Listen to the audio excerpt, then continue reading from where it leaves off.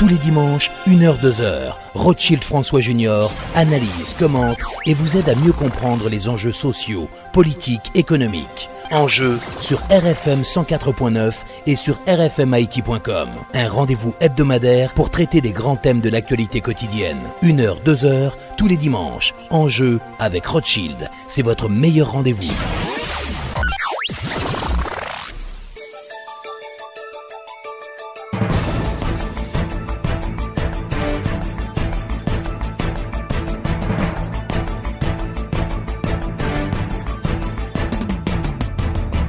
Mesdames et messieurs, bonsoir et bienvenue à l'émission Enjeux. Notre premier invité, le pasteur Édouard Poltre de la société civile, qui sera interrogé sur les faits saillants de l'actualité nationale.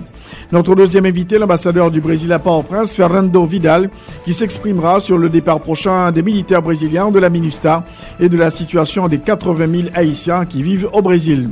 Notre troisième invité, le président du groupe consultatif ad hoc ECOSOC sur Haïti, l'ambassadeur canadien aux Nations Unies, Marc-André Blanchard. Notre troisième invité, l'expert de la Société financière internationale, Oliver Horton, qui répondra à nos questions sur le thème de la gestion des entreprises familiales. Et puis pour terminer, un extrait du discours d'investiture du nouveau président français, Emmanuel Macron. Encore une fois, bonsoir et bienvenue à l'émission Enjeux. Depuis ça ouvre ses outils. Puis bon choix matériel pour électricité, finition et plomberie. Puis bon service, puis bon accueil pour tout le monde qui a construit. Architecte, ingénieur, compte mettre boss, designer pour soi mettre caille. Éco de pour gain tout son besoin pour construire j'ai caillou normal. Petits outils, gros outils, bons outils. Bon ma qualité supérieure, bon prix. Si ranger vos constructions, belle finition. Éco dépôt pour job là bien fait pour caille fait. Éco-dépôt, c'est joindre la technique à l'agréable.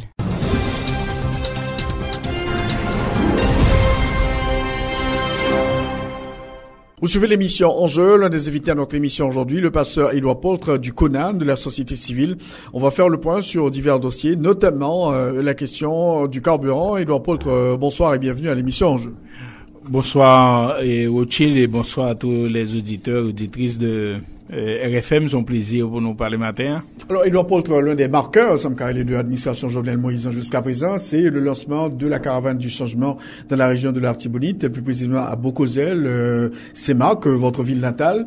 Et quelle appréciation faites de ce projet du président de la République, Édouard Poltre? Il y a un bon côté. Les bons sont signal qui est positif, que le bail, les projeté, on focus sur l'agriculture. Pour ma part, c'est un bon signal que le voulu voyer pour l'agriculture. Mais les pas son signal lié seulement. C'est pas les pas en politique publique. En politique publique dans agriculture, les chita sous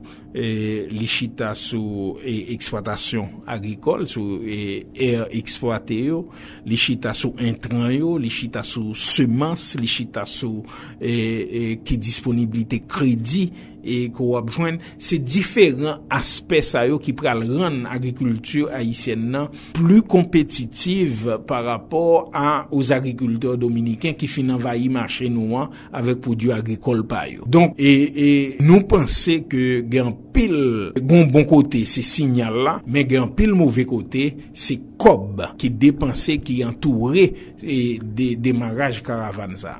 Où tout le monde connaît scandale qui passait dans affaire de 100 millions de gouttes que on m'a décaissé pour sécurité président. Ça c'est vous comprenez, non pays aussi pauvre ou pas capable au côté où tu as besoin et plus comme aller investir dans système productif pays et puis c'est non affaire de renseignement ou affaire de sécurité présidentielle. Nous croyons que ça très dommageable en tout cas pour programme ça que le lancer et puis toutes les caravanes ça combien machines qui passaient combien vous comprenez combien per diem qui dépensé tout bagay sa yo gagner des conséquences économiques yo pral gagner sous budget pays et puis sous population et on pral ouais que l'état pral gagner pile difficulté pour le payer et pour le payer fonctionnaire yo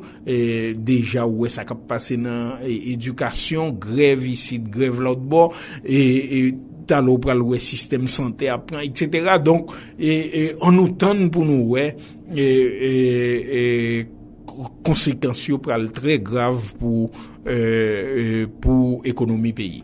Alors pour Libère, le président Caravane, c'est extrêmement important. Ça a été une promesse de campagne et Jovenel Moïse l'y tablait sur quand même des résultats positifs de la Caravane du changement, notamment dans la vallée de l'Artibonite, pour être capable de renforcer la production agricole. Alors même, est-ce que vous croyez ça ou croyez que nous sommes capables d'aboutir à production, renforcement production risicole notamment avec la Caravane?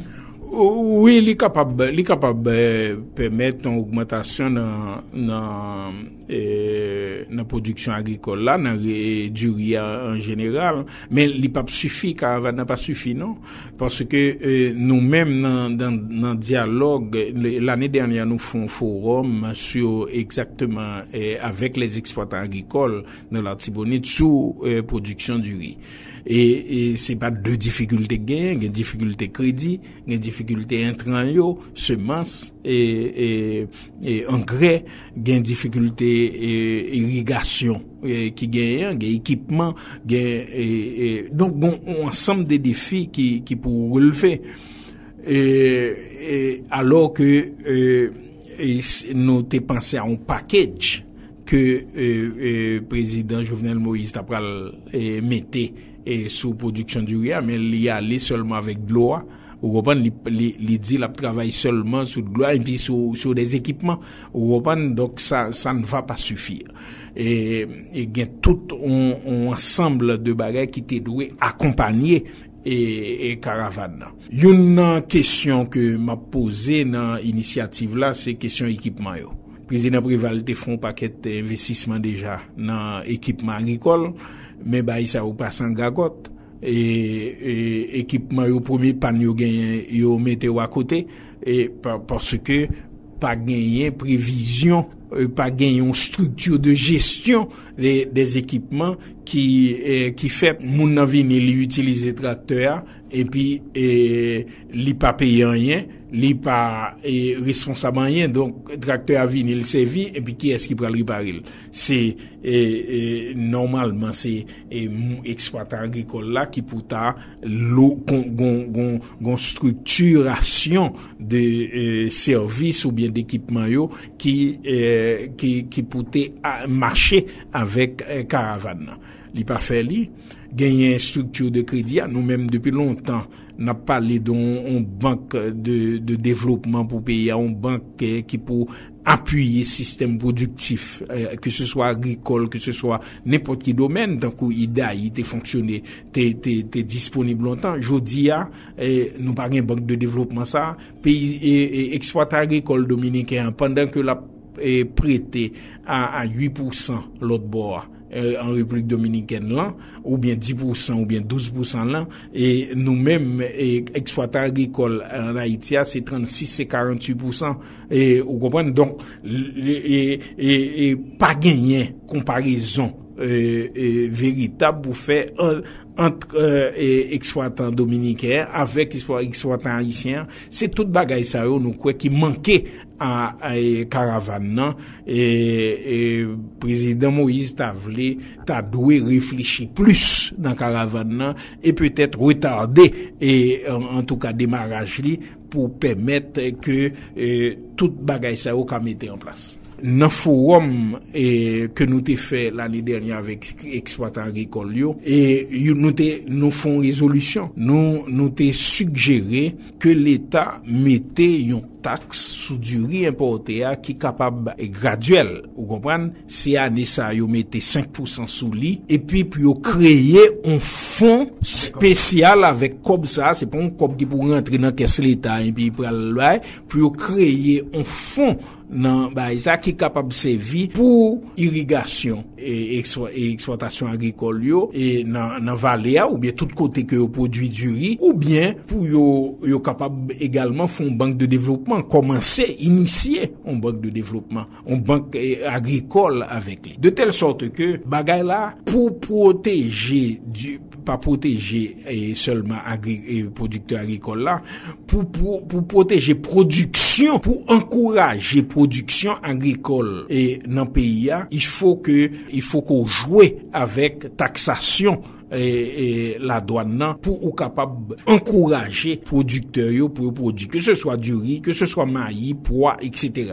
C'est le levier ça qui n'a met l'État qui pour permettre que production agricole là améliorer. Alors Edouard Poltre, nous que sur le plan social il y a un peu de problème, je veux dire, avec question de gouvernement qui tient absolument à augmenter les prix à la pompe. Il dit que le pas capable encore parce que sinon l'État peut fondre une main et il y a une question enseignée qui a fait grève, etc.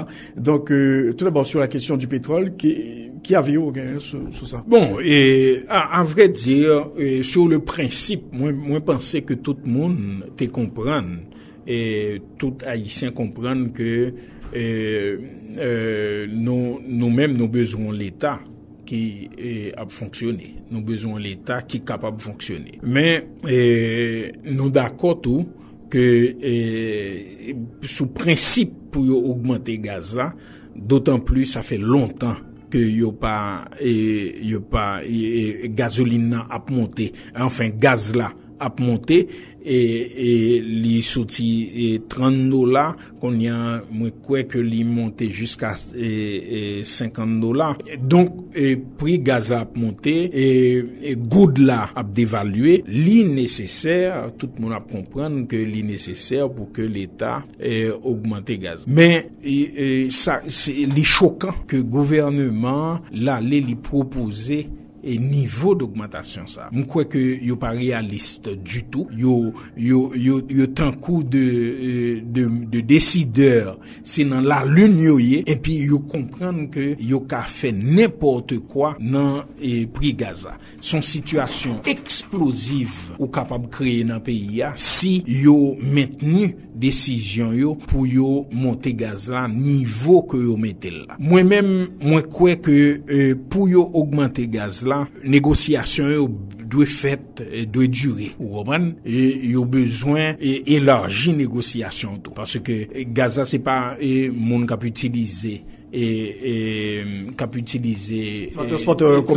transport public seulement qui gagne association consommateur, gagne société civile là, nous sommes partenaires tout avec l'État, non question par l'État seulement et avec société pour nous capables défendre intérêt non seulement pays moun qui représente pays mais également intérêt consommateur. Il faut plus large concertation. Il faut le dépasser question et syndicat. Moi c'est ça moi pense. Deuxième bagaille nous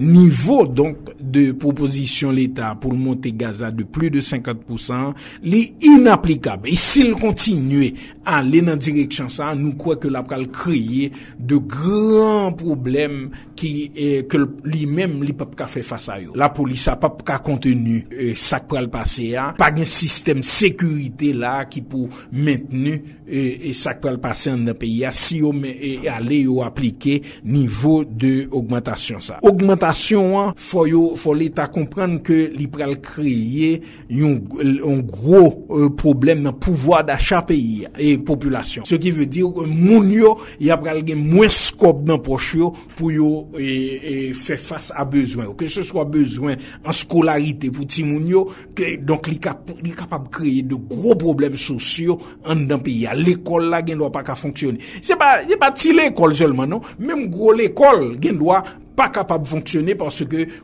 moun yo paye en pile cob pour yo faire face à système éducation pour petit yo. Donc manger, vous comprenez, ou capable de créer des situations de famine dans pays avec niveau d'augmentation ça.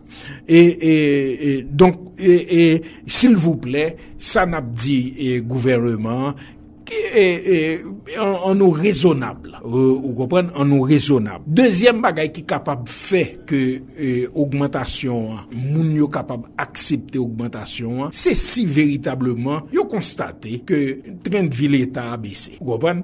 L'État pas acheté un paquet de machines encore. Moun yo et les en réunion et ministres et puis tout en réunion a fait là et puis chauffeur chita dans machine il y a des gaz machine a marché et puis c'est comme si m'dadou et c'est à de l'eau machine dans marché. Donc faut l'État changer et train de vie faut couper dans location et différents types d'allocations que au bail ministère yo et moun k'ap fait ministère yo bail très souvent c'est pour besoin personnel et fonctionnaire yo ou bien ministre que le passé. Donc faut yo réduit et dépenses pendant que il y a parlé d'augmentation gaz l'État pas capable de moyens et puis qui signale nous joindre que yo dépensé 1 million, yo bay chaque sénateur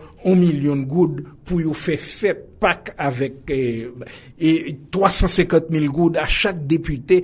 Donc et gon problème d'image, l'État dépenser cob y a n'importe qui gens et puis leur besoin cob et puis li comprendre li pral joindre cob là, li pral prendre dans poche tout citoyen. Ça c'est pas un bagay qui bon et je crois que sont très mauvaises images, ont très mauvaise communication publique pour gouvernement, pour président, que li bay niveau et de augmentation Gaza. Ça li inacceptable, li pas passer. Ma peut-être avancer un petit peu plus. Et niveau d'augmentation, moi-même pas quoi capable dépasser. Moi pas capable dépasser on 30 gouttes, 25 gouttes, 30 gouttes. Et en moyenne, pour toutes différents diesel, gasoline, etc. Moi, pensais que, honnêtement, et même 30 gouttes là, ou pas capable de prendre un seul coup. Ou comprenez parce qu'on peut créer de grandes frustrations dans le pays. Ou capable de prendre son période de 6 mois. Ou comprenez si moi ça ou mettez 10 gouttes sous lit ou bien 15 gouttes sous lit et puis dans 3 mois encore mettons bagay sous lit et jusqu'à ce qu'on atteigne niveau de taxation ou besoin pour capable faire l'État fonctionner. Donc son augmentation qui doit graduelle si on pas veut gen problème sociaux dans pays a, son augmentation qui doit raisonnable, li doit fixer et vous comprenez dans le temps au calendrier on calendrier et li doit et fait partie d'une communication publique de pire responsable dans le gouvernement qui pour permettre que population non seulement comprenne ça l'a fait mais accepter et également augmentation.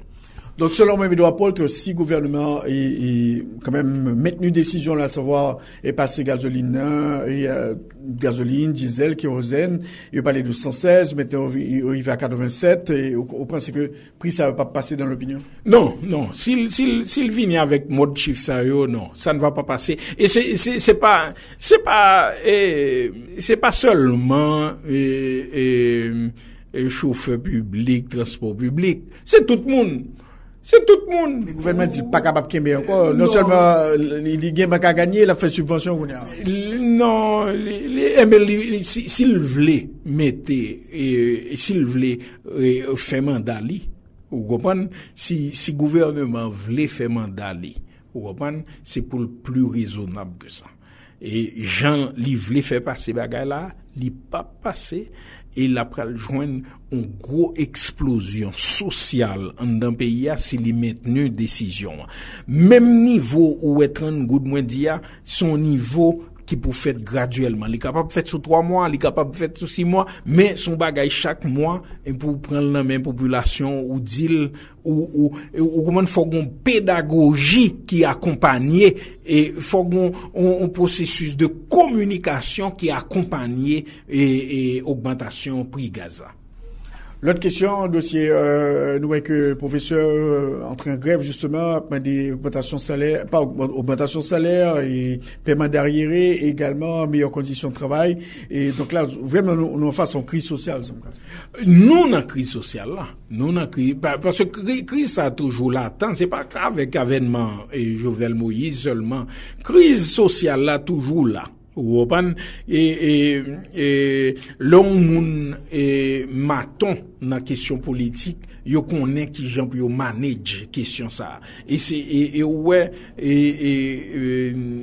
gain de gros intelligence politique qui passait déjà dans pays qui compte qui gens yo manage et question ça yo question qui pral de grandes conséquences sur pouvoir d'achat moun yo sur mode de vie moun yo pas oublier son pays gain 3 millions de pauvres là dans le moun qui vivent dans extrême pauvreté ou comprendre et puis de quoi parlons-nous ou comprendre pour aller chercher pour non ça li pas qu'à passer et président Jovenel Moïse et c'est pas moun qui entouré ou pour tendre faut tendre moun qui connaît et qui a travaillé avec population qui connaît et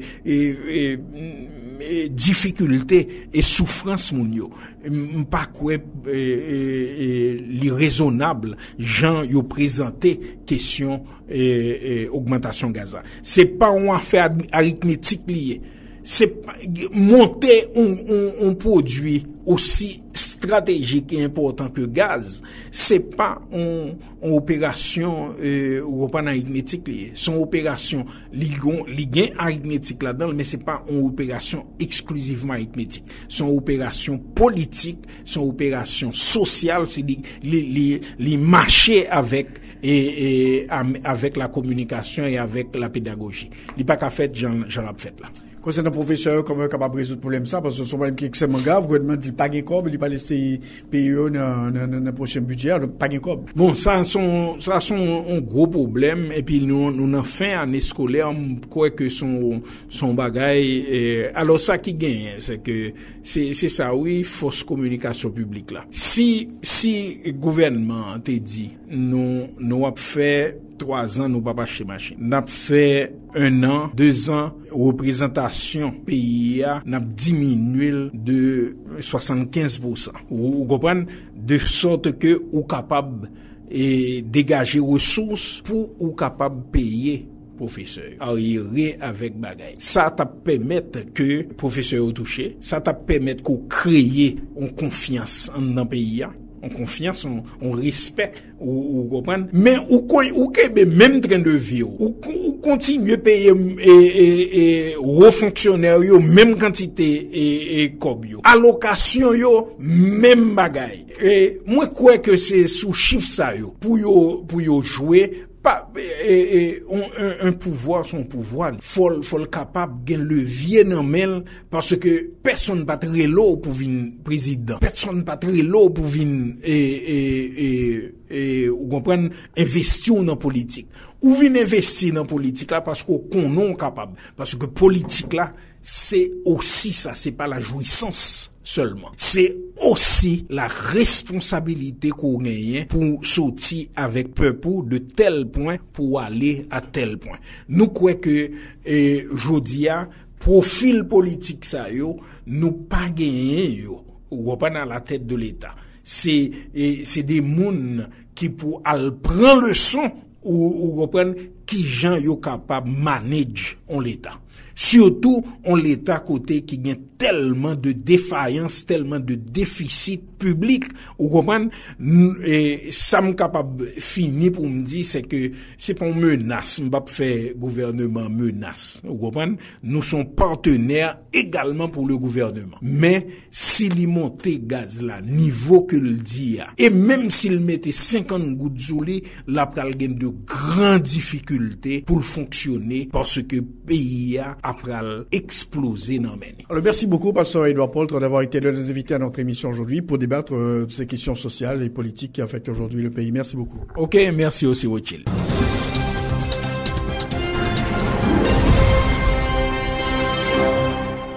Vous suivez l'émission Enjeu, comme annoncé l'ambassadeur du Brésil en Haïti, Monsieur Fernando Vidal, est l'un des invités à notre émission aujourd'hui.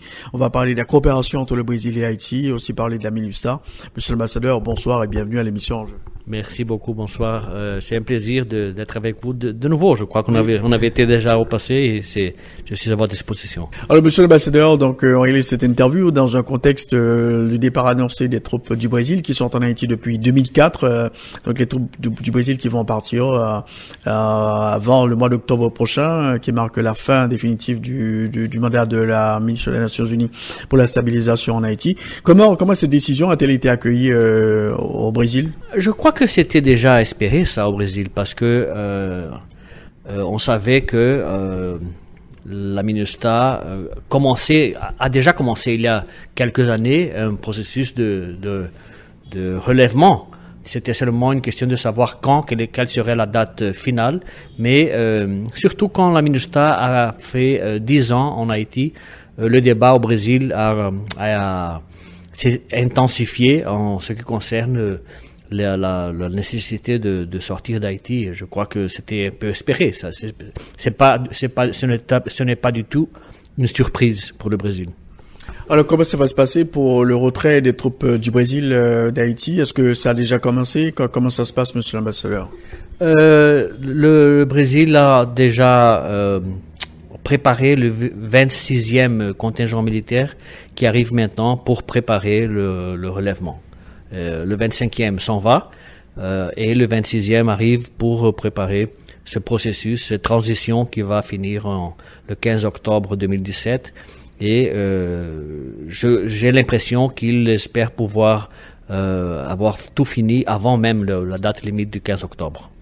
Donc la 25e promotion va partir, donc c'est la 26e qui est en route pour Haïti, on peut le dire. La 26e qui est en route et qui a été préparée au Brésil pour exactement pour la transition et pour la finale de la MINUSTAH, pour la fin de la MINUSTAH. Donc ils espèrent quitter le pays avant la date du 15 octobre. Je crois qu'avant le 15 octobre, ils sont déjà partis. Ça veut dire qu'on ne veut pas évidemment arriver à la limite, parce que si on arrive à la limite, on peut avoir des problèmes. Et ne pas pouvoir rester jusqu'à... Ça veut dire qu'on doit... la priorité numéro 1 pour le contingent brésilien, c'est de respecter la date qui a été fixée par le Conseil de sécurité. Alors, quel bilan le Brésil peut-il tirer quand même de sa présence en Haïti depuis 2004? Moi, je dirais que c'est un bilan positif, hein, parce que on voit ce que la MINUSTAH a fait. On peut dire que la situation en Haïti aujourd'hui n'est pas celle de 2004. Vous savez que la résolution du Conseil de sécurité, la 1542 en 2004, qui a créé la MINUSTAH, elle prévoyait une duration de 6 mois. Et pour la MINUSTAH et la MINUSTAH a duré 13 ans. Alors ça veut dire que on ne prolonge pas pendant si longtemps une mission si c'est pas nécessaire. Ça veut dire que la prolongation de la mission de la MINUSTAH pendant 13 ans, elle a été nécessaire et on voit les résultats aujourd'hui. Il y a une pacification du pays évidente qui est sous nos yeux. On voit tout ce qui a été fait dans la question de la sécurité. La professionnalisation de la police nationale d'Haïti est évidente. Il y aura toujours des problèmes. Je crois que le bilan il est très positif, surtout pour le Brésil. Donc le Brésil est satisfait quand même du travail réalisé par ses troupes en Haïti sous le parapluie des Nations Unies de la MINUSTAH. Je crois que le Brésil a bien fini sa mission. Ça veut dire que c'était une priorité pour le ministère de la Défense, pour le ministère des Relations extérieures du Brésil, de faire un bon travail en Haïti. Et je crois que on peut dire que les soldats brésiliens ont fait un excellent travail. On a plusieurs preuves et plusieurs dates chronologiques de ces 13 ans qui indiquent que on a fait un bon travail. Après le tremblement de terre, par exemple, on a envoyé beaucoup plus de soldats parce que c'était nécessaire pour aider les victimes du tremblement de terre. Même après l'ouragan Mathieu de l'année dernière, en octobre 2016, vous avez vu que les soldats brésiliens du génie militaire brésilien ont fait un travail assez suffisant en ce qui concerne le nettoyage des voies publiques et plusieurs routes qui étaient bloquées par l'ouragan Mathieu ont été libérées par les soldats brésiliens. Moi, j'ai reçu l'éloge de plusieurs autorités haïtiennes et étrangères en ce qui concerne le travail du génie militaire après l'ouragan Mathieu. Je crois que c'est positif. Ambassadeur Fernando Vidal, une question qui se pose, c'est que le gouvernement haïtien tient absolument à mettre sur pied sa force de sécurité et de défense. Et est-ce que, par exemple, le Brésil va partir avec tous ses équipements, les bases? Qu'est-ce qui va se passer? Ça, c'est une question que on a commencé à travailler sur ça il y a quelques semaines. Je dirais 1 mois ou 2 mois, on a commencé à parler de ça parce que c'est un résultat lui-même de la transition vers la fin de la MINUSTAH. J'ai reçu une demande de collaboration en ce qui concerne les équipements militaires qui sont ici en Haïti. J'ai parlé avec les autorités au Brésil et on va voir ce qu'on peut faire. Je n'ai pas encore une réponse définitive, mais on est en train de travailler sur ça, pour savoir si on va pouvoir contribuer ou laisser quelque chose ici pour Haïti. Alors, en termes de coopération pour la mise sur pied de cette force, le gouvernement haïtien l'a reconnu, il faut quand même l'appui de la communauté internationale. Est-ce que le Brésil serait prêt à coopérer avec Haïti dans le cadre de la mise en place de cette force de sécurité et de défense? Est-ce qu'il y a des demandes en ce sens de la part des autorités haïtiennes, monsieur l'ambassadeur? Et c'est ce que je viens de dire. Ça veut dire que ça serait notre contribution pour dans le domaine du génie militaire, par exemple. On va voir si on peut laisser des équipements du génie militaire brésilien. On n'est pas sûr encore, mais on n'a pas reçu officiellement une demande d'appui pour la création des forces armées. On n'a jamais reçu ça. Mais j'ai parlé, par exemple, avec le sénateur Yuri Latortue. Quand je suis allé visiter le sénateur Yuri Latortue, il m'a fait une demande et je suis en train de travailler sur ça. Surtout sur la question des équipements militaires de la MINUSTAH qui, pendant cette période de transition, un inventaire va être fait par les militaires brésiliens pour savoir qu'est-ce qu'on va retourner au Brésil et qu'est-ce qu'on peut laisser ici en Haïti à titre de collaboration pour les institutions haïtiennes, pas seulement militaires, mais plusieurs équipements qu'on a dans la MINUSTAH peuvent être utilisés par des institutions civiles, publiques et privées haïtiennes. Et c'est ça ce qu'on est en train de faire maintenant. Donc vous travaillez sur celui-ci avec les autorités haïtiennes? Surtout avec les autorités militaires brésiliennes, pas encore avec les autorités haïtiennes, mais surtout avec les autorités militaires brésiliennes. On travaille ensemble pour savoir qu'est-ce qu'ils vont laisser ici, qu'est-ce qu'ils peuvent laisser ici en termes d'équipement, de véhicules par exemple, véhicules qui ont été utilisés pendant ces 13 ans en Haïti, et on va voir ce qu'on peut faire. Je ne suis pas dans une position maintenant, dans ce moment, de pouvoir dire on va laisser ça ou ça, mais j'espère que d'ici jusqu'à la fin de la transition, on puisse définir quelque chose. Alors, ambassadeur Vidal, on sait que le Brésil on peut dire que la coopération entre le Brésil et Haïti s'est renforcée depuis le déploiement de ces soldats brésiliens en Haïti. Donc, la coopération, c'est clair, elle s'est renforcée en Haïti. Est-ce que, après le départ de la MINUSTAH, on pourra s'attendre à une diminution au niveau de la coopération entre le Brésil et Haïti? La coopération, les programmes, les projets de coopération brésiliens qu'on a en Haïti, ils sont parallèles à la question militaire. Ce sont des choses qui ont marché ensemble, mais qui une chose ne dépend pas de l'autre. Ça veut dire que même après la fin de la transition, la coopération brésilienne elle continue. Nous avons des projets importants en Haïti et j'espère que ces projets vont continuer parce qu'on a déjà réservé les ressources financières pour ces projets, et je me réfère spécifiquement à 2 projets très importants qu'on va commencer à exécuter en Haïti en 2017.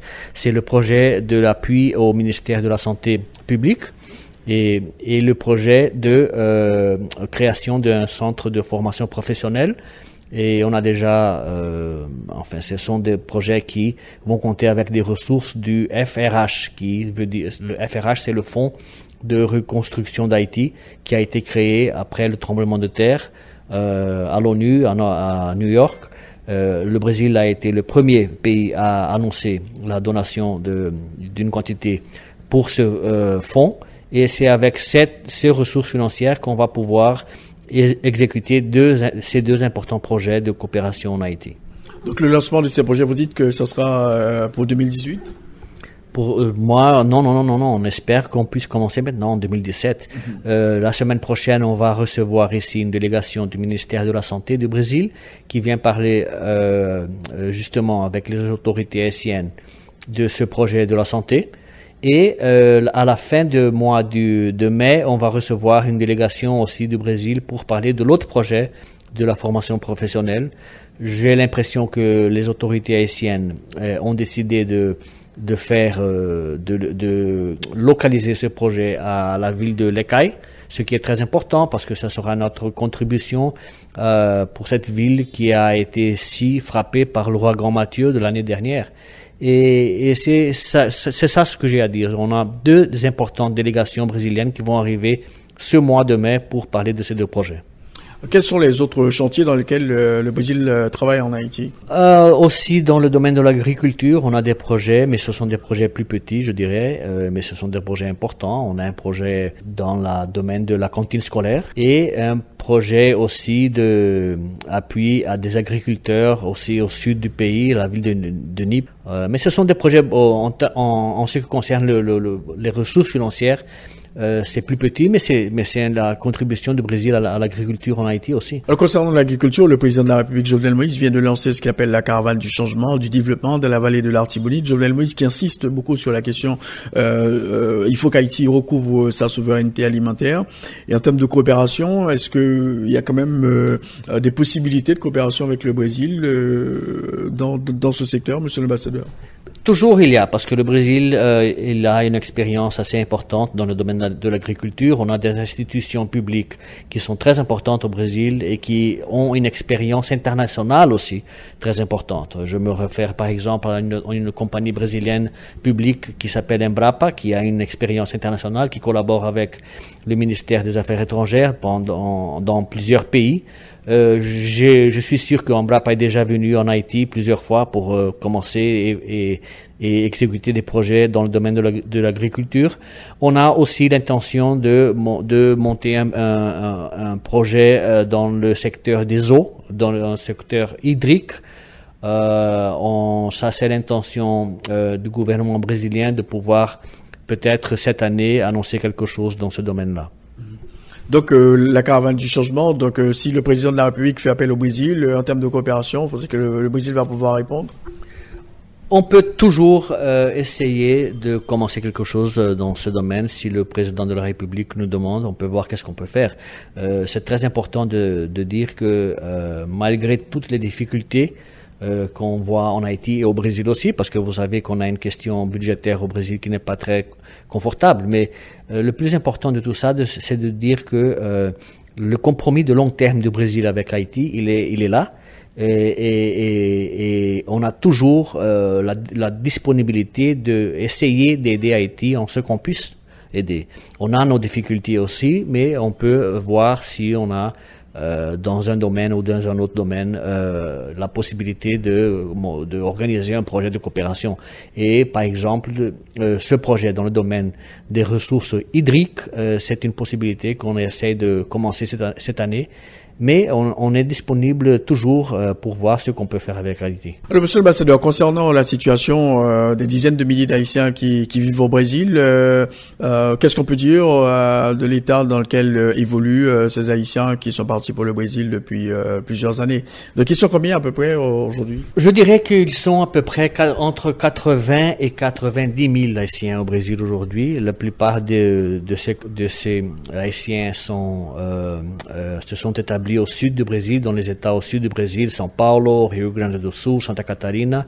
Ils ont trouvé du travail dans l'industrie, surtout dans l'industrie alimentaire. On a vu, écouté, on a lu dans la presse des informations que quelques Haïtiens sortaient du Brésil en direction des États-Unis et du Chili, mais on a toujours une communauté haïtienne déjà établie au Brésil, je crois, parce que vous savez que c'est un programme qui a commencé en 2012.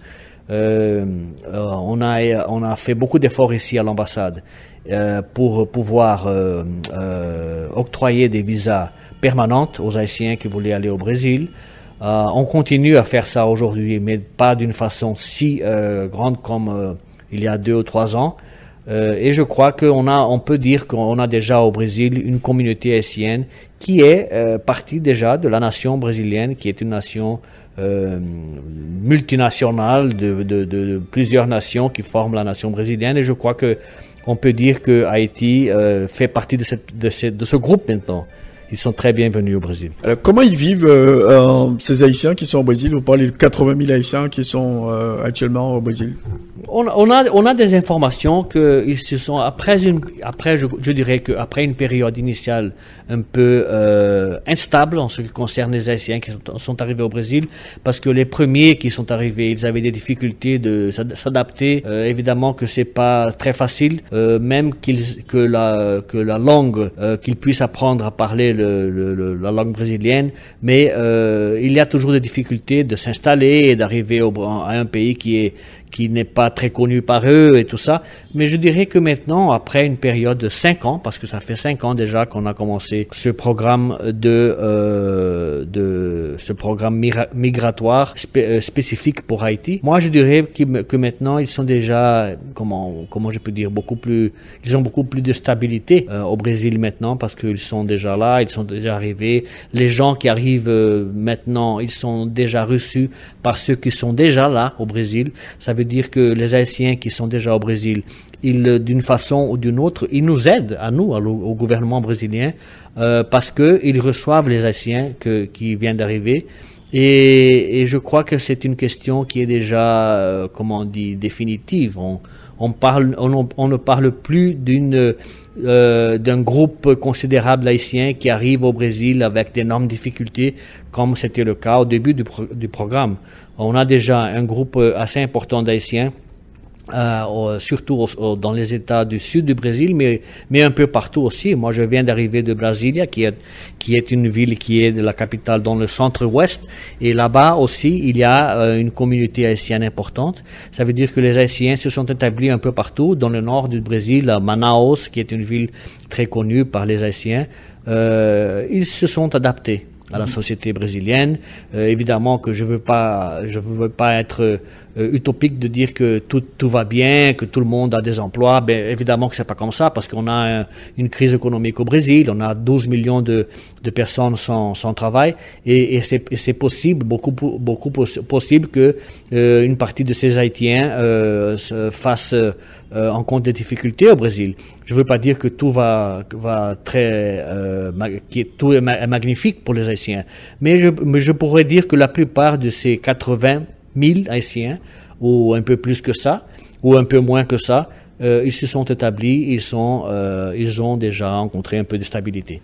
Et le processus de regroupement familial se poursuit, notamment les enfants quand ils arrivent, ils sont à l'école au Brésil, les jeunes, ils sont à l'université, comment ça se passe? Oui, ça c'est une question importante, parce que plusieurs d'Haïtiens qui sont allés au Brésil et qui sont là maintenant, ils veulent maintenant emmener leur famille, l'épouse et leur fils, et on va toujours continuer en Haïti à donner les visas dans ce cas-là. Ça veut dire que les Haïtiens qui peuvent nous prouver qu'ils sont au Brésil, qu'ils travaillent au Brésil, qu'ils ont une résidence et des documents et qui sont légaux au Brésil, et qui veulent emmener leur famille, on donnera toujours à ces familles, à ces femmes et ces enfants le visa de réunion familiale. Donc pour terminer, monsieur l'ambassadeur, on peut dire que malgré le départ prochain des forces du Brésil d'Haïti, donc on a eu quand même la visite du président Lula, la visite de la présidente Dilma Rousseff, donc ça a été vraiment une coopération qui s'est intensifiée depuis le déploiement de la MINUSTAH, mais vous dites que la coopération, elle va se poursuivre avec Haïti, même après le départ de la MINUSTAH. Ça, c'est mon travail ici, et c'est mon obligation essayer de maintenir toujours un agenda bilatéral assez dense et assez intensif avec Haïti. Je reconnais que ça sera pas la même chose parce que la présence de milliers de soldats de MINUSTAH et de milliers de soldats brésiliens ici pendant 13 ans a créé une présence brésilienne très importante au Brésil. Vous savez ça, que c'est comme ça que les Haïtiens nous ont connus. On parle toujours des relations entre les deux peuples et comment la présence des militaires brésiliens a fait une propagande, je crois que je dirais positive, du Brésil en Haïti. Alors évidemment que mon travail ici en Haïti, c'est d'essayer de maintenir ce haut niveau de coopération entre les deux pays. Si on n'a pas les militaires d'un côté, mais de l'autre côté, on va pouvoir avoir d'autres actifs, d'autres valeurs qui pourront maintenir et créer et faire, garantir une relation bilatérale et une agenda bilatéral entre les deux pays qui soit assez importante. On a toujours d'autres options. On peut explorer des possibilités, on peut explorer les visites bilatérales, on va essayer ça avec les deux gouvernements, brésilien et haïtien. On a un gouvernement haïtien qui vient de commencer, qui est très proche du Brésil. J'ai déjà vu ça, j'ai déjà reçu des manifestations d'amitié du nouveau gouvernement haïtien envers le Brésil, et on va explorer ça de la meilleure façon possible. Alors, merci beaucoup, ambassadeur Fernando Vidal, d'avoir été l'un des invités à notre émission aujourd'hui pour parler de la coopération entre le Brésil et Haïti. Merci beaucoup. Merci à vous et je serai toujours à votre disposition.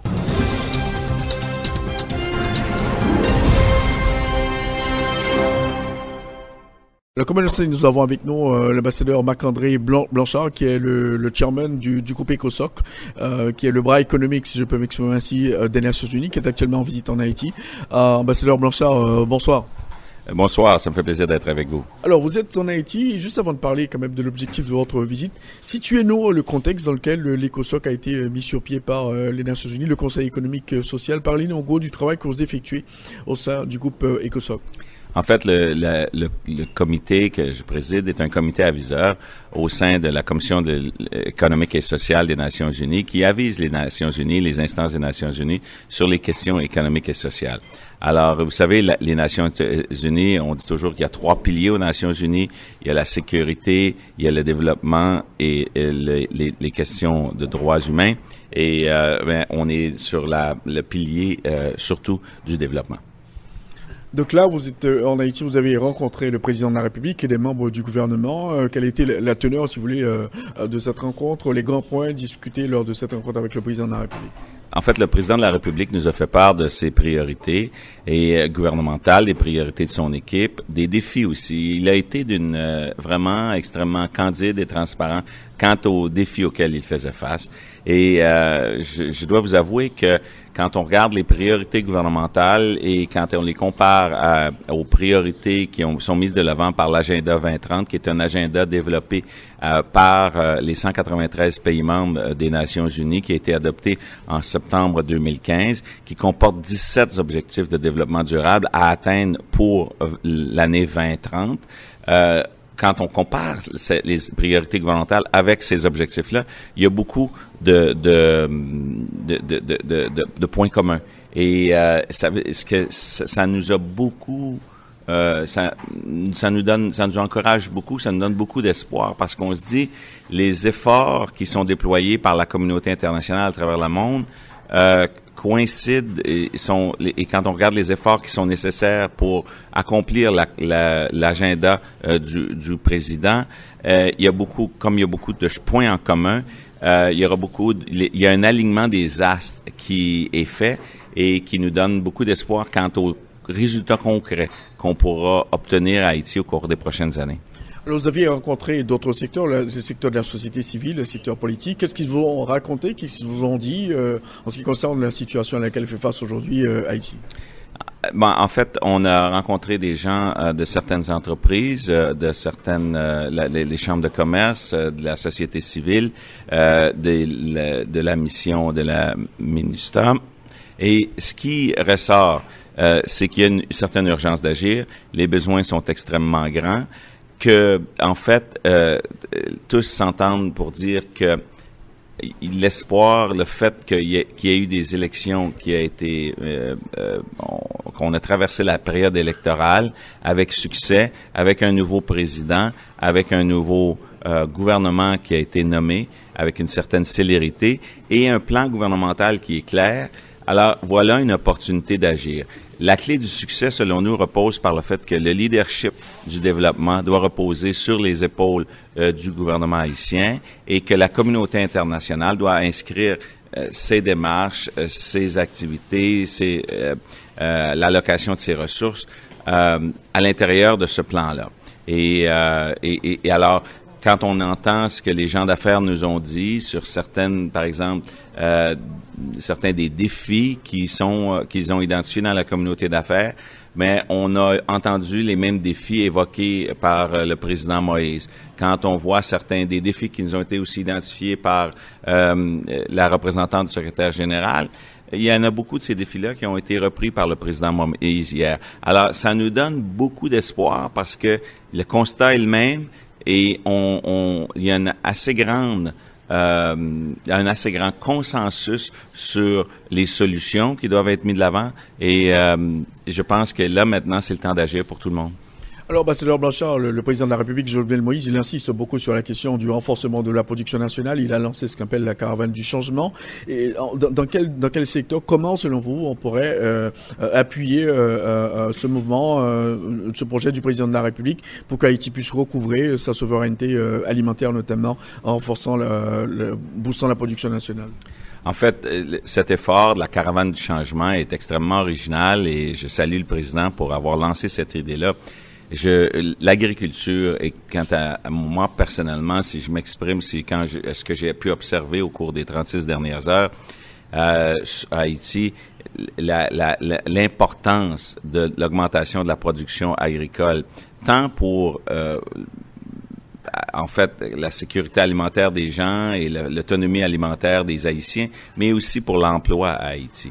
Et là, ce qu'il faut faire, c'est là que la communauté internationale doit intervenir et le faire assez rapidement pour arriver à supporter et à aider l'essor de cette industrie-là ici à Haïti. Ça devra se faire en priorité.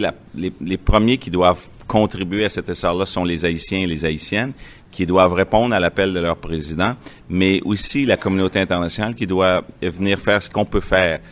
Et parfois, c'est trop peu parfois, mais ça peut aider comme catalyseur, ça peut être un effet catalysant dans certains secteurs. Par exemple, l'accès au crédit, aider peut-être à trouver une façon d'accélérer l'accès au crédit pour assurer le développement de l'industrie agricole. Effectivement, c'est un problème majeur, la question de l'accès au crédit en Haïti. Quand on parle d'agriculture, il y a la question de l'assurance, les aléas climatiques, etc. Donc, il y a beaucoup de problèmes dans ce secteur. Et vous avez écouté le président de la République, Jovenel Moïse. Et comment, selon vous, très concrètement, la communauté internationale, en tout cas l'ECOSOC, pourrait aider Haïti à faire avancer un tel projet visant, bien sûr, à recouvrir la souveraineté alimentaire et renforcer la production nationale? Vous savez, il y a pas de baguette magique, malheureusement. S'il y en avait une, elle aurait été utilisée il y a longtemps, mais ça va prendre des efforts de tout le monde. Et dans un contexte comme celui-là, par exemple, parlons de l'accès au crédit et la question du risque de l'agriculture qui sont liés au climat. Ce qu'il faut faire, c'est, par exemple, on a noté que dans la production agricole que nous avons visitée hier, USAID, l'Agence américaine de développement, avait contribué à la construction de 2 serres au sein de l'entreprise à Anapa.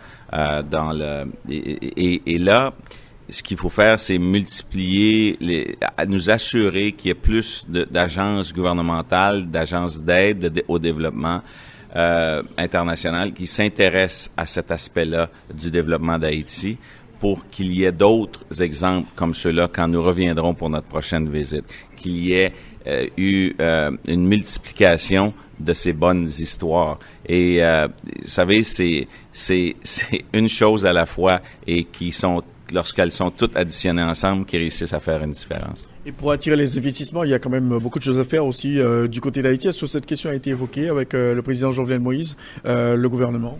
Oui, en fait, le président Moïse a parlé de l'importance de renforcer les institutions civiles et démocratiques, nous assurer que le système judiciaire soit indépendant et qu'il soit efficace et que la règle de droit puisse être observée. Vous savez, il est fondamental pour qu'il y ait des investissements à Haïti, il faut s'assurer que les gens qui investissent savent qu'il y a premièrement une stabilité politique et deuxièmement qu'il y a une prévisibilité dans l'application des lois et que les lois soient claires et qu'elles ne soient pas appliquées de façon arbitraire par les tribunaux. Alors, ça prend un secteur judiciaire, ça prend des juges qui sont forts, qui sont indépendants, et c'est là où je pense que le président est très au courant de cette priorité-là. Il en a parlé en des termes très clairs que c'était une des choses qu'il voulait s'assurer que pour l'avenir, il y ait un tel système judiciaire parce que à ce moment-là, ça va permettre, c'est une des conditions sine qua non pour l'investissement étranger. Il faut avoir un système judiciaire indépendant, il faut avoir la règle de droit et il faut avoir des institutions civiles très fortes. C'est pour ça l'importance des chambres de commerce, de la société civile pour nous assurer qu'il y a une vitalité au sein de la société haïtienne. Alors pour terminer, Marc-André Blanchard, à quoi Haïti peut-elle s'attendre après votre passage dans le pays, les membres de l'ECOSOC?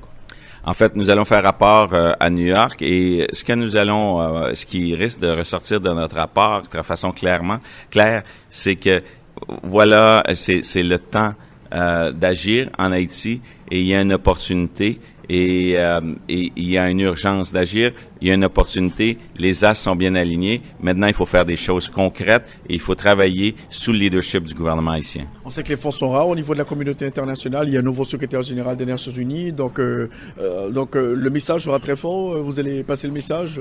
Le message sera très fort, mais il faut penser aussi que oui, les fonds sont rares dans la communauté internationale pour le développement. Et c'est là qu'il faut tous réaliser ce point-là. Le dernier point que vous venez faire est très important.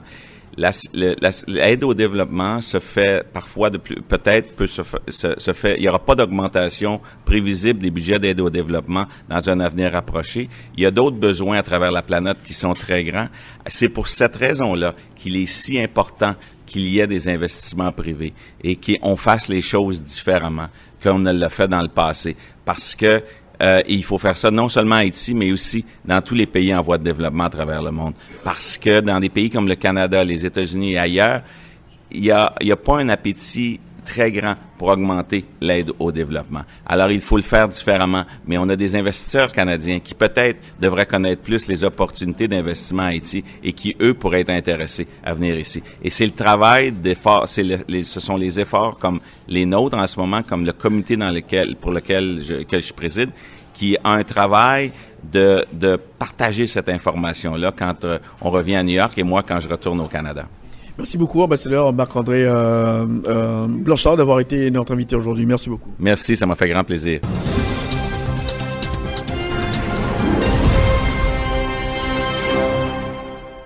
Vous suivez l'émission Enjeu. Nous avons avec nous M. Oliver Horton qui travaille à la Société financière internationale basée en Colombie, SFI, groupe de la Banque mondiale, qui était en Haïti dans le cadre d'une série d'ateliers sur le thème de la gouvernance. M. Horton, bonsoir. Bonsoir, un plaisir avec vous. Alors, vous aviez abordé un thème très important dans le cadre de ces séries d'ateliers sur la gouvernance, la question des entreprises familiales. Donc c'est un dossier extrêmement sensible et compliqué, on peut le dire. C'est très compliqué.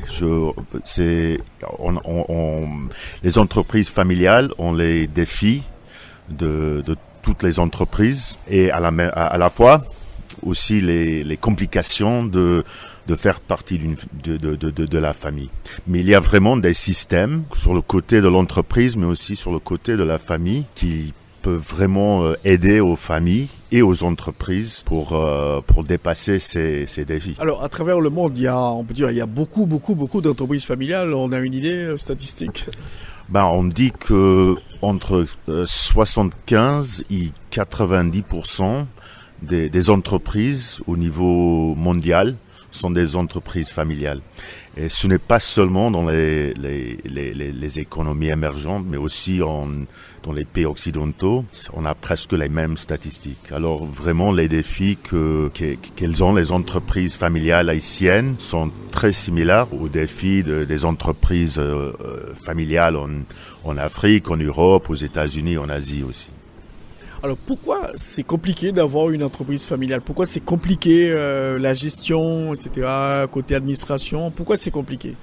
Parce qu'il faut à la fois gérer les thèmes de toutes les entreprises. Ça veut dire penser à une stratégie, au travail d'un conseil d'administration, gérer des actionnaires, la séparation entre le conseil d'administration qui dirige et aussi la gestion de l'entreprise. Alors ça, c'est pour toutes les entreprises familiales, que ce soit des entreprises PME, des entreprises cotées dans la bourse, des entreprises de l'État, et à la fois, on sait, tout le monde, on le sait, que les familles sont pas faciles.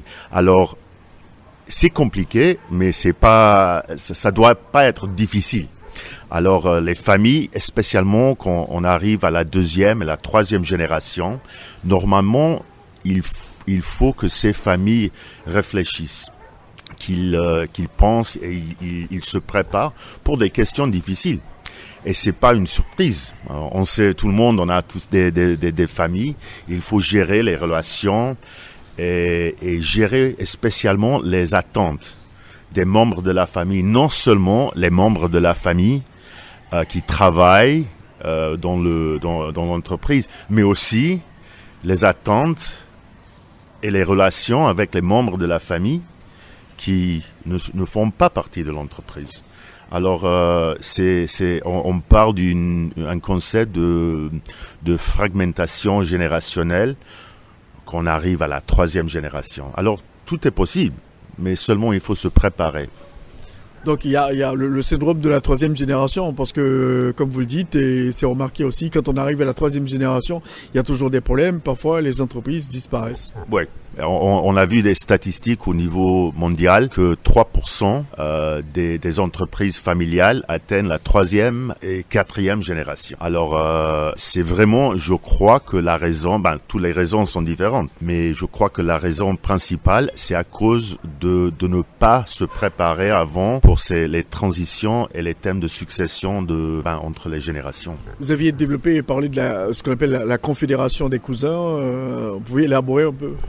Oui, on parle de ces trois niveaux. Alors, à la première génération, on voit le thème du fondateur. C'est plus simple. On a quelqu'un très dédié. Les défis de gouvernance sont pas si compliqués. Il faut penser à la succession, mais c'est pas si compliqué. Peut-être c'est la famille et les enfants. À la deuxième génération, on l'appelle partenariat fraternel, un peu. Alors, c'est déjà compliqué, mais toujours, il n'y a pas trop de membres de la famille, mais c'est plus compliqué. Il faut introduire des formalités, des politiques.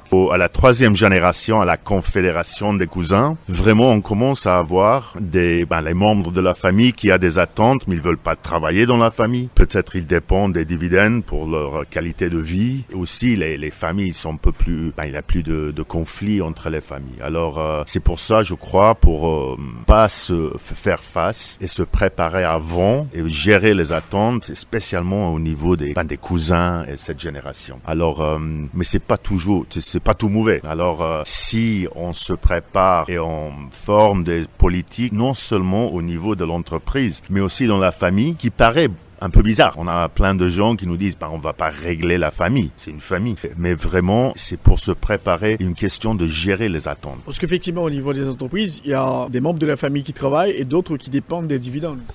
On voit tout.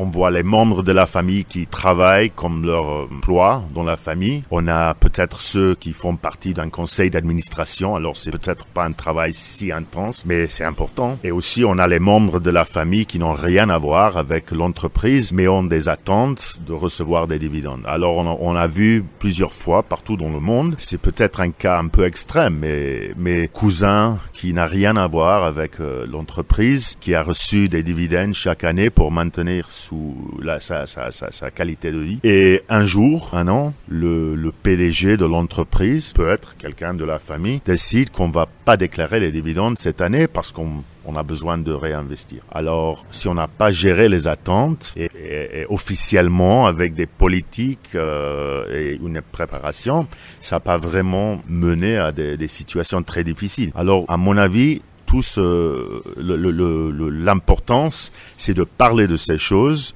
d'essayer de les régler et spécialement de parler non seulement avec les membres de la famille qui s'impliquent ou travaillent avec l'entreprise, mais aussi avec les membres de la famille. De ne pas oublier les membres de la famille qui n'ont rien à voir, qui ne travaillent pas avec l'entreprise, mais qui a des attentes. On pense que dans les familles, peut-être tout le monde, on pense de la même manière. Mais c'est pas comme ça. Alors, il faut vraiment les préparer. Alors, Olivier Horton, dans les entreprises familiales aussi, on crée parfois d'introduire d'autres personnes qui ne sont pas membres de la famille. Donc, ça pose problème.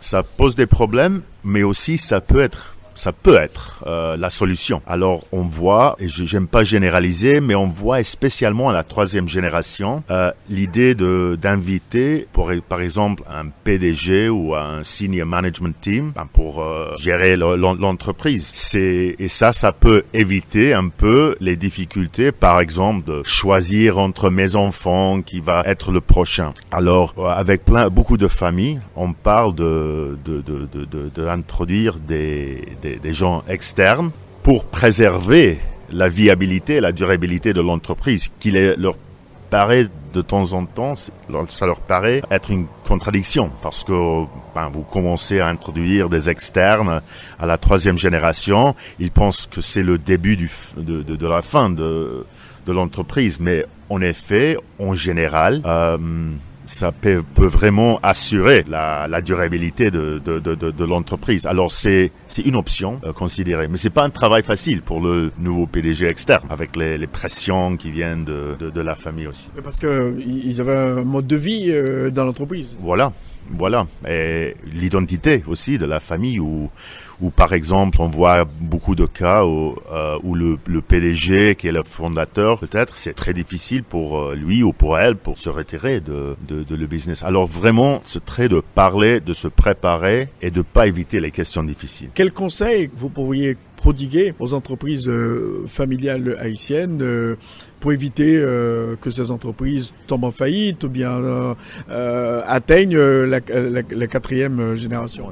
C'est comme j'ai dit. Je crois que au début, les familles doivent se parler, doivent pas oublier ces membres de la famille qui peut-être ont des attentes et qui ne pensent pas. Alors vraiment, on a des conseils de réunion de famille ou un conseil de famille qui paraît un peu aux gens qui ne l'ont pas, un peu formel.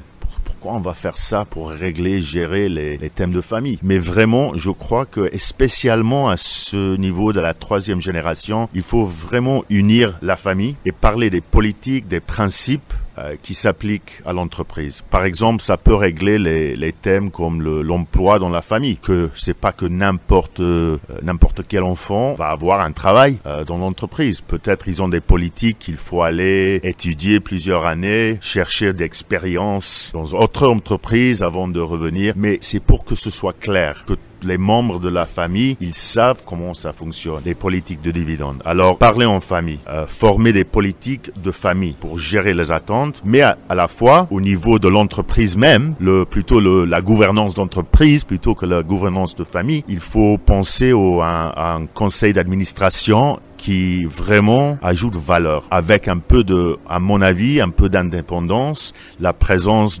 au moins un membre externe du conseil, mais vraiment, à mon avis, c'est très de pas oublier les membres de la famille qui ne travaillent pas, préparer, parler et définir et formaliser, et seulement avec le bout de gérer les attentes. Donc, en clair, il faut que le fondateur de l'entreprise gère la question de la succession. Il faut bien préparer la succession. Oui, mais pas seulement le fondateur, ça c'est la première génération, mais à chaque niveau, deuxième génération, oui, les plans de succession. La succession, ce n'est pas un événement. Et on voit beaucoup d'entreprises ou beaucoup de familles qui le voient comme c'est quelque chose qui se passe à ce jour-là, on se prépare et on continue. C'est un processus. C'est vraiment un processus, toujours pour préparer encore, pour gérer les attentes. Pensez si cette fois, on va chercher quelqu'un externe ou quelqu'un encore dans la famille qui sera le meilleur pour le business de l'entreprise. Mais la succession, c'est vraiment un thème très sensible, mais hyper important. Alors, Oliver Horton, je rappelle que vous êtes basé en Colombie, représentant général manager de la Société financière internationale, ce groupe de la Banque mondiale. Alors, de par vos expériences en Colombie et comparé à ce que vous avez entendu, on vous a posé beaucoup de questions en Haïti. Qu'est-ce que vous pourriez dire aux entreprises familiales ici en Haïti? Vous n'êtes pas seul. Alors, la réaction principale que j'ai eue ces jours ici en Haïti, c'était vraiment, je pensais que vous me parlez, mais je ne parlais pas à une entreprise spécifique. Alors, vous n'êtes pas seul, non seulement en Haïti, mais vous allez rencontrer les entreprises familiales aux États-Unis, en Colombie, au Brésil, en Afrique, en Asie. Et vous auriez chaque situation bien différente, bien unique, mais les défis, les challenges principaux sont les mêmes. Alors vous n'êtes pas seul et je crois vraiment que la solution pour mieux assurer la durabilité de l'entreprise, c'est la même. C'est la préparation et de gérer les attentes. Alors que ce soit en Colombie, aux États-Unis, à Haïti, en Tanzanie, au Vietnam, vous n'êtes pas seul à gérer ces défis. Et vous avez parlé quand même de ce cas d'études au Japon, cette entreprise qui est à ses 46e génération. Ah ouais. On a trouvé dans des études qu'il y a un auberge au Japon fondé en 717, je crois, qui atteint le 46 ou 47e génération maintenant. Alors, il y a plein de questions intéressantes. Par exemple, c'est un auberge. Aujourd'hui, c'était un auberge là. Alors, si une entreprise va croître, il y a des questions intéressantes. Si c'est possible, croître tellement et toujours être une entreprise familiale. Alors pour terminer, Oliver Horton, donc c'est pas une chose négative ces entreprises familiales, donc ça pèse dans l'économie mondiale, mais l'essentiel selon vous, donc pour les responsables d'entreprises familiales haïtiennes qui sont à l'écoute maintenant, donc l'essentiel c'est de se préparer, quoi. Ouais. Exactement, non, vraiment c'est j'ai vraiment pas envie de donner l'impression qu'être une entreprise familiale c'est quelque chose de négatif. Au contraire, on a vu dans les études, du point de vue de l'investisseur, un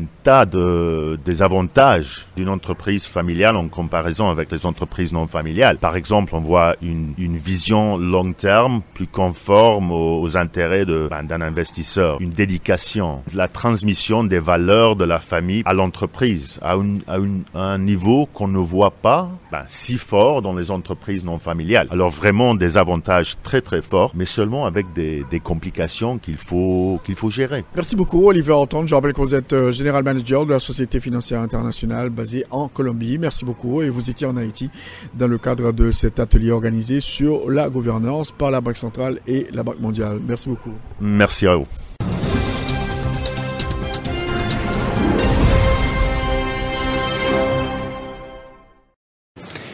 Mesdames et messieurs les présidents, mesdames, messieurs, les Français ont choisi, vous l'avez rappelé, le 7 mai dernier, l'espoir et l'esprit de conquête. Le monde entier a regardé notre élection présidentielle. Partout, on se demandait si les Français allaient décider à leur tour de se replier sur le passé illusoire, s'ils allaient rompre avec la marche du monde, quitter la scène de l'histoire, céder à la défiance démocratique, l'esprit de division, et tourner le dos aux Lumières, ou si, au contraire, ils allaient embrasser l'avenir, se donner collectivement un nouvel élan, réaffirmer leur foi dans les valeurs qui ont fait d'eux un grand peuple. Le 7 mai, les Français ont choisi. Qu'ils en soient ici remerciés.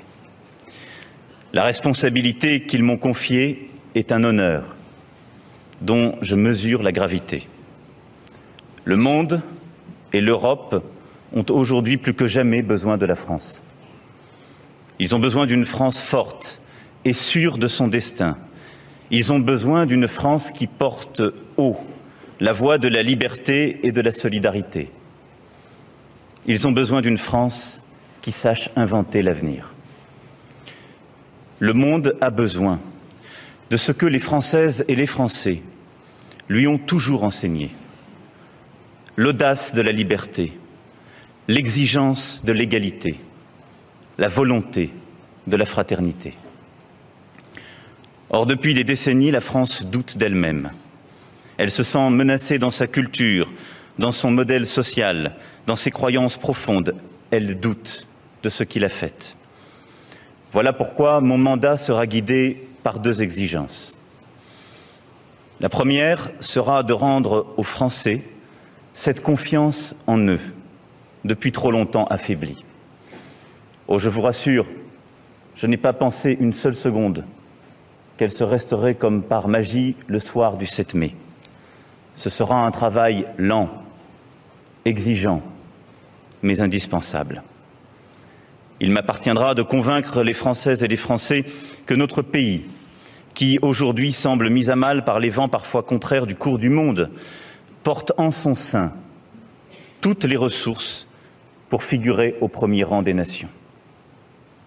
Je convaincrai nos compatriotes que la puissance de la France n'est pas déclinante, mais que nous sommes à l'orée d'une extraordinaire renaissance, parce que nous tenons entre nos mains tous les atouts qui feront et qui font les grandes puissances du XXIe siècle. Pour cela, je ne céderai sur rien des engagements pris vis-à-vis des Français. Tout ce qui concourt à la vigueur de la France et à sa prospérité sera mis en œuvre. Le travail sera libéré, les entreprises seront soutenues, l'initiative sera encouragée. La culture et l'éducation, par lesquelles se construit l'émancipation, la création et l'innovation seront au cœur de mon action. Les Françaises et les Français qui se sentent oubliés par ce vaste mouvement du monde devront se voir mieux protégés. Tout ce qui forge notre solidarité nationale sera refondé, réinventé, fortifié. L'égalité face aux accidents de la vie sera renforcée. Tout ce qui fait de la France un pays sûr, où l'on peut vivre sans avoir peur, sera amplifié. La laïcité républicaine sera défendue. Nos forces de l'ordre, notre renseignement, nos armées réconfortées.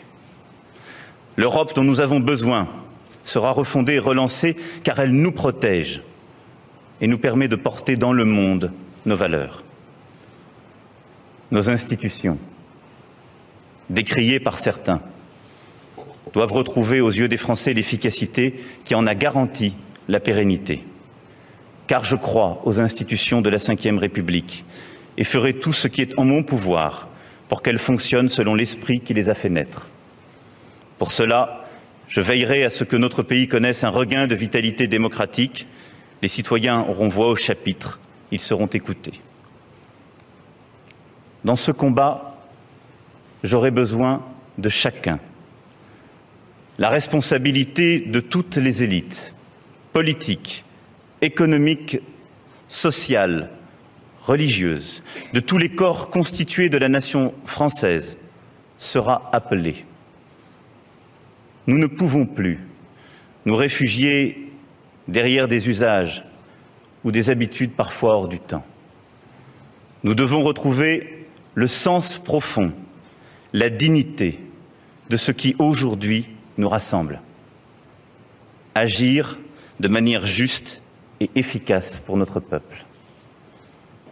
La France n'est forte que si elle est prospère. La France n'est un modèle pour le monde que si elle est exemplaire. Et c'est là ma seconde exigence. Parce que nous aurons rendu aux Français le goût de l'avenir et la fierté de ce qu'ils sont, le monde entier sera attentif à la parole de la France.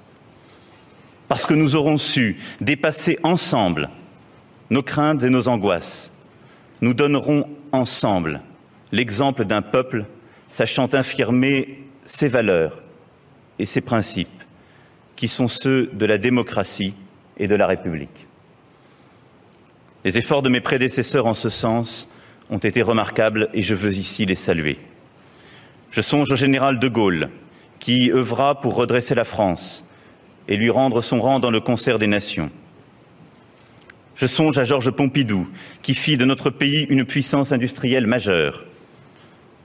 À Valéry Giscard d'Estaing, qui sut faire entrer la France et sa société dans la modernité. À François Mitterrand, qui accompagna la réconciliation du rêve français et du rêve européen. À Jacques Chirac, nous donnant le rang d'une nation sachant dire non aux prétentions des va-t-en-guerre. À Nicolas Sarkozy, ne comptant pas son énergie pour résoudre la crise financière qui avait si violemment frappé le monde. Et je songe bien sûr à François Hollande, faisant œuvre de précurseur avec l'accord de Paris sur le climat et protégeant les Français dans un monde frappé par le terrorisme. Leur œuvre, surtout ces dernières décennies, s'est trop souvent vue empêchée par un climat intérieur délétère, par le découragement de Françaises et de Français, s'estimant injustement défavorisés, déclassés ou oubliés. Ce que la France avait à dire au monde s'est parfois trouvé affaibli par une situation nationale percluse d'inquiétude, voire de défiance. Aujourd'hui, mesdames et messieurs, le temps est venu pour la France de se hisser à la hauteur du moment. La division et les fractures qui parcourent notre société doivent être surmontées, qu'elles soient économiques, sociales, politiques ou morales, car le monde attend de nous que nous soyons forts, solides et clairvoyants. La mission de la France dans le monde est éminente. Nous prendrons toutes nos responsabilités pour apporter, chaque fois que cela sera nécessaire, une réponse pertinente aux grandes crises contemporaines. Qu'il s'agisse de la crise migratoire, du défi climatique, des dérives autoritaires, des excès du capitalisme mondial et bien sûr du terrorisme, plus rien désormais ne frappe les uns en épargnant les autres. Nous sommes tous interdépendants. Nous sommes tous voisins. La France veillera toujours à être aux côtés de la liberté, des droits de l'homme, mais toujours pour construire la paix dans la durée. Nous avons un rôle immense. Corriger les excès du cours du monde et veiller à la défense de la liberté. C'est là notre vocation. Pour ce faire, nous aurons besoin d'une Europe plus efficace, plus démocratique, plus politique, car elle est l'instrument de notre puissance et de notre souveraineté. J'y œuvrerai. La géographie s'est singulièrement rétrécie, mais le temps s'est accéléré. Nous vivons une période qui décidera du destin de la France pour les décennies qui viennent. Nous ne nous battrons pas seulement pour cette génération, mais pour les générations à venir. C'est à nous, tous, qu'il appartient ici et maintenant de décider du monde dans lequel ces générations vivront. Telle est peut-être notre plus grande responsabilité. Nous avons à construire le monde que notre jeunesse mérite.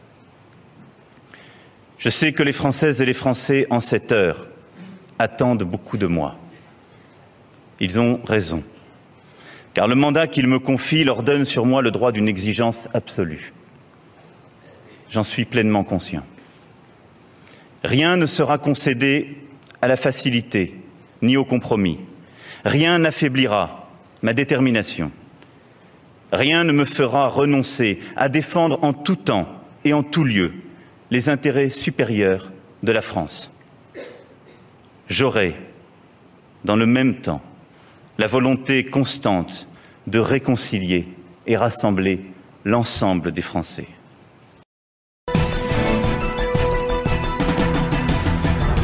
C'est donc la fin de l'émission Enjeu. Merci de l'avoir suivi. Nous, on a eu 3 invités aujourd'hui. Tout d'abord, le pasteur Édouard Poltre, l'ambassadeur du Brésil en Haïti, Fernando Vidal. Notre 3e invité, le président du groupe consultatif ECOSOC pour Haïti, l'ambassadeur canadien aux Nations Unies, Marc-André Blanchard, et l'expert de la Société financière internationale, Oliver Horton, qui nous a parlé de la gestion des entreprises familiales. Et puis, on a eu cet extrait du discours d'investiture du nouveau président français, Emmanuel Macron. Cette émission sera rediffusée à 4h et à 9h sur RFM 104.9, rfmhaiti.com et aussi sur TuneIn Radio. Bon dimanche à tous et à toutes. Au revoir.